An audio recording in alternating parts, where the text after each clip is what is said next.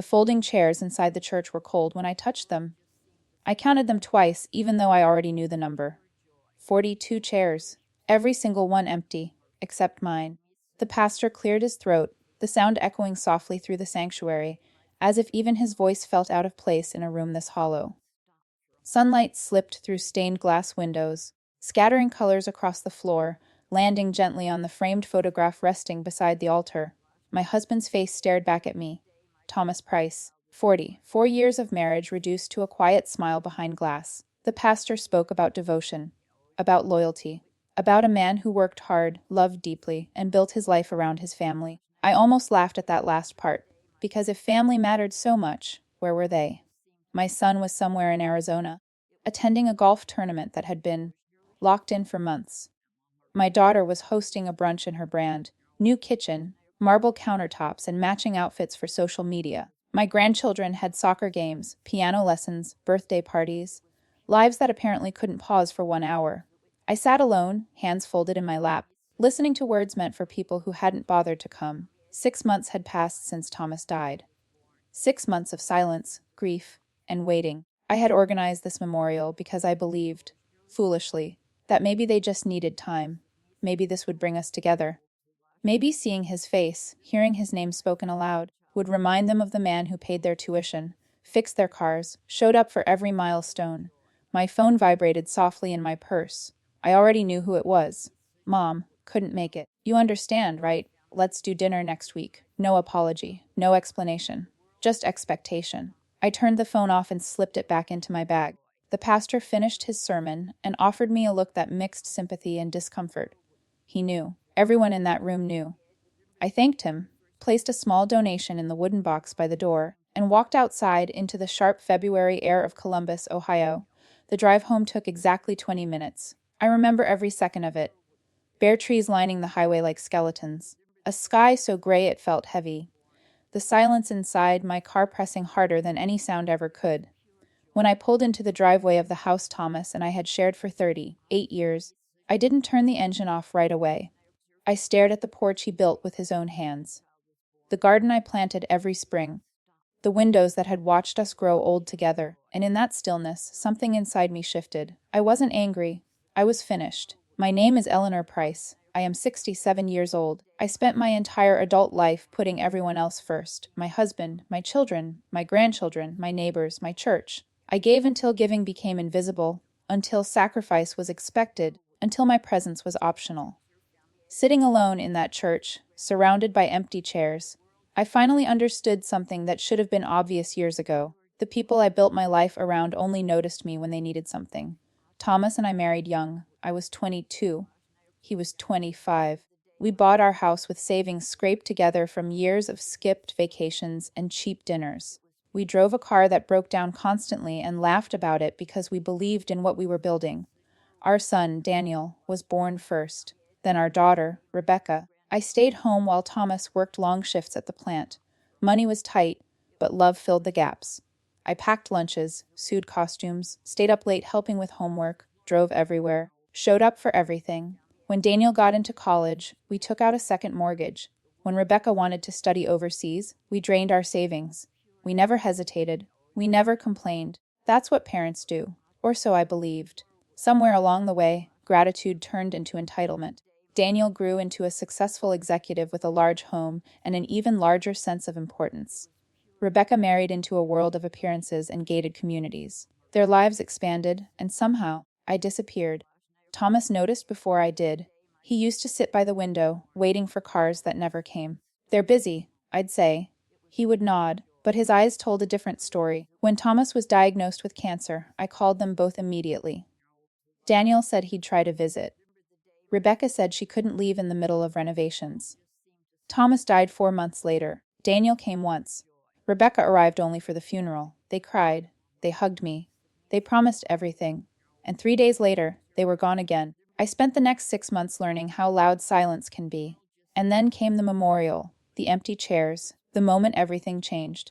That evening, I sat alone at the kitchen table, the same one where decades of family dinners had taken place, and opened my laptop. For the first time in my life, I really looked at my finances, and what I found would change everything. That kitchen table had seen everything: spilled milk and birthday cakes, arguments and apologies, homework spread across its surface, and holiday meals squeezed onto every inch of space. Now it held only me, a cup of tea gone cold, and a laptop glowing in the dim light. I had always trusted Thomas with the finances. Not because I wasn't capable, but because we were a team. He handled the numbers. I handled everything else. That was how our marriage worked for 44 years. But as I opened folders and statements, something unexpected happened. Relief. The house was paid off. Completely.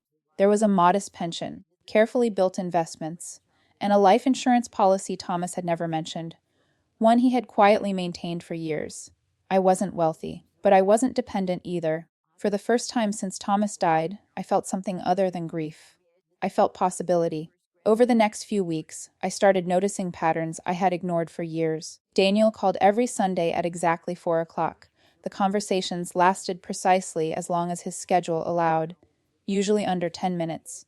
He asked about my health, mentioned the kids, and rushed off. Unless he needed something. Those calls lasted longer. 3 weeks after the memorial, my phone rang on a Tuesday afternoon. Daniel's name lit up the screen. Unusual. "Mom," he said, his voice careful. "I'm in a bit of a bind." I leaned back in my chair. "What kind of bind?" "Well, Meredith and I made some investments that didn't go as planned. Tyler's school tuition is due next week." "How much?" There was a pause. 32,000. I actually laughed, not because it was funny, but because it was painfully familiar. "Let me think about it," I said. "Think about it," he repeated. "Mom, it's Tyler's education. My grandson," I said slowly, "who hasn't visited me in nearly 2 years. That's not fair." Daniel snapped. "I'll call you back," I said, and hung up. The next day, Rebecca called. Also unusual. "Mom, I heard about Daniel's situation. That's a lot of money he's asking for. I just wanted to check on you." Her concern felt rehearsed. "I'm fine," I said. "Well, if you need help managing your finances, Craig knows some excellent people. You shouldn't be handling all this alone." There it was, not me. My money. She talked about trusts, tax efficiency, protecting assets, about making sure things went to the right people eventually. She never said when I die, but she didn't have to. "I'll think about it," I said. That night, sleep wouldn't come. I lay in bed staring at the ceiling, listening to the house breathe around me. Thomas's side of the bed remained untouched, just as it had for months. At 3 in the morning, I got up and walked into his study. That room still smelled faintly like him: paper, ink, aftershave. I opened the filing cabinet I had never touched. Inside, a folder labeled personal. Inside that folder, 3 handwritten letters, Thomas's handwriting. The first was addressed to Daniel. He wrote about disappointment, about watching his son become someone he didn't recognize, about the money we had given, the sacrifices we had made, and how none of it seemed to matter. The second was for Rebecca. Shorter, sadder. He wrote about the little girl she used to be, the one who believed kindness mattered more than appearances. The third letter was for me. I read it through tears. Thomas wrote about his love for me, about how I had been the center of our family. And then he wrote about regret. He said he knew our children took me for granted, that he should have defended me more, protected me better. At the bottom of the page, one sentence was underlined: "Eleanor, when I'm gone, please don't let them take advantage of you. You deserve better." I sat there until dawn. By the time the sun rose, I knew exactly what I had to do. The next week, I hired a new lawyer. Not the family attorney Daniel once recommended, but a woman named Patricia Hawkins. "I want to change my will," I told her. She nodded calmly. "What changes would you like to make?" "All of them." 3 hours later, everything was different. That afternoon, I called Daniel. "I'm not giving you the money," I said. "What?" His voice sharpened. "Mom, you can't be serious." "I am. You earn more than enough. This is not my responsibility. This is because of the memorial, isn't it?" "No," I said. "It's because I finally opened my eyes." Then I called Rebecca. "I won't be setting up any trust with Craig." Her tone turned cold. "You're making a mistake. I have professional help." "Who?" "My new attorney." There was a pause. Then, something that chilled me. "Mom, are you sure you're thinking clearly? Grief can affect judgment." That was the moment I understood exactly who my daughter had become. And I hung up. The days that followed felt both heavy and strangely liberating. Daniel stopped calling altogether. Rebecca phoned once, A stiff, formal conversation that lasted 4 minutes and ended with no promise of a visit. And for the first time in decades, I realized I didn't need them to define my life anymore. I started living for myself. It began with small things. I signed up for a pottery class at the local community center. I joined a book club at the library. I began walking every morning around the neighborhood Thomas, and I had known for 40 years. Rain or shine, I walked, letting the wind sweep away some of the grief that had settled so heavily in my chest. Slowly, I began meeting people who didn't measure me by what I could provide. People who wanted to know me, truly know me. Harold, a widower living 3 streets over, made me laugh for the first time in years with his dry humor and keen observations. Dolores, a retired teacher, shared stories of the neighborhood from decades past, stories that had nothing to do with school fundraisers or children's accomplishments. I discovered something remarkable. I was interesting. My life had value beyond what I had given away. My experiences, my opinions, my perspective, people genuinely wanted to hear them. Then came the call I hadn't expected. It was a number I didn't recognize. Is this Eleanor Price? Yes. Who's calling? My name is Olivia. A tentative voice said. I'm Rebecca's daughter. Your granddaughter? I nearly dropped the phone. Olivia was 17 now, and it had been years since I had really seen her. The last family Christmas had been awkward, short, and tense. She sounded different. Nervous, yes, but determined, with a spark of curiosity I remembered from her childhood. I know we don't really know each other, she said, but I wanted to maybe talk, and see if I could visit. My heart clenched. I hesitated only a moment. Of course, you don't have to take a bus. I'll come get you. Rebecca wasn't pleased when I told her. You can't just. She started, but I cut her off. She's my granddaughter. She's coming, and that's final. My home became alive again when Olivia arrived. We spent the week cooking together, sharing stories, laughing over clumsy pottery attempts, and reminiscing about her mother as a child, the little girl she had been before the pressure and perfectionism crept in. I showed her the garden I had tended alongside Thomas, the photographs that chronicled decades of love, the albums that told our story. And Olivia, in turn, shared her world with me, the dreams she kept secret, the frustrations of being constantly judged, the suffocating expectations placed on her by her parents. It was the first time in years someone truly saw me. One night, we sat on the porch watching fireflies flicker in the yard. Grandma, she said softly, can I ask you something? Anything, I replied. Why didn't you ever fight back when Mom and Uncle Daniel treated you badly? I thought about that question long and hard, because I believed that love meant sacrifice.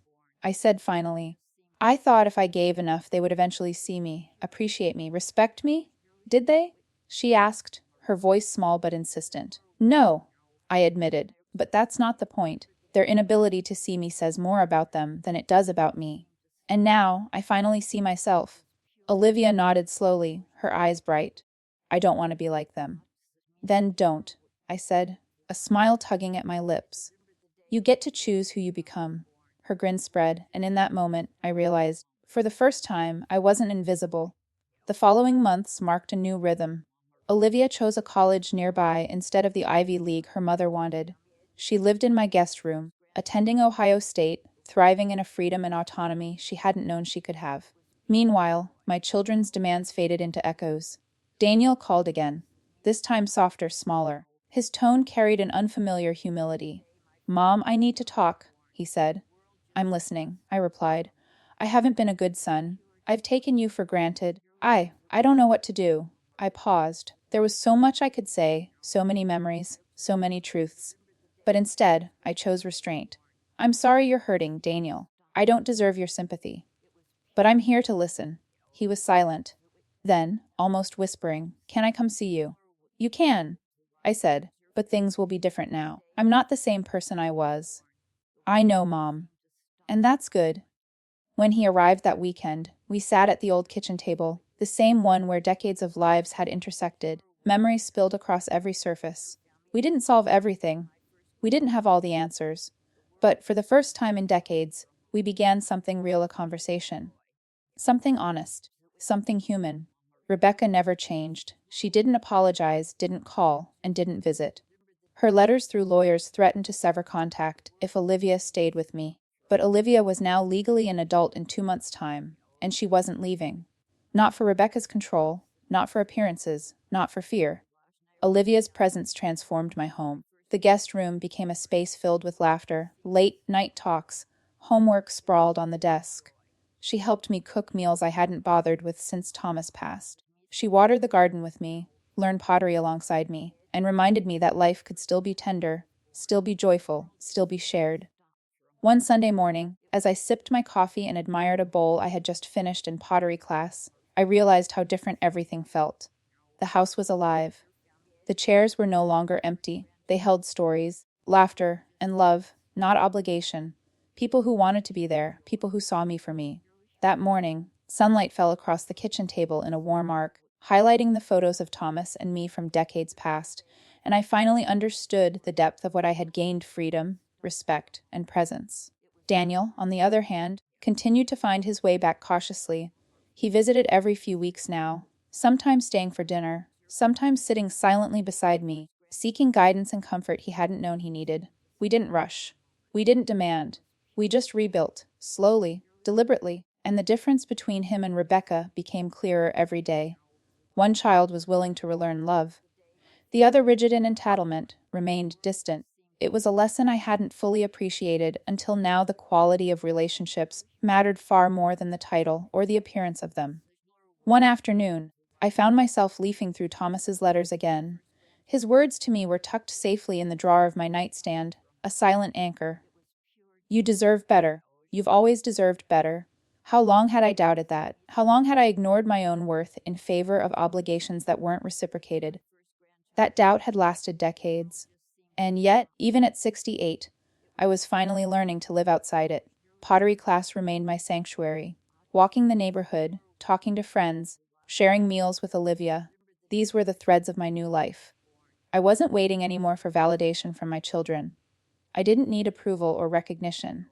I had reclaimed my story, and my presence, my voice, and that voice mattered. Sometimes, in quiet moments, grief still visited.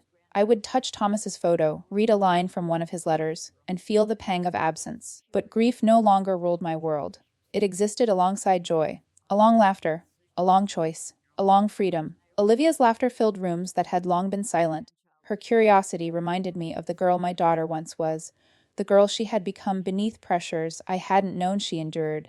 And in teaching Olivia how to live freely, I realized I was learning the same lesson for myself.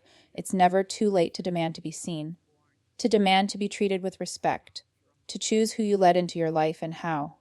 Every Sunday, I continue to attend pottery. I watch clay bend and take form beneath my hands, a reminder that I too can be shaped, but only on my terms. Every bowl, every vase, every imperfectly beautiful piece is mine.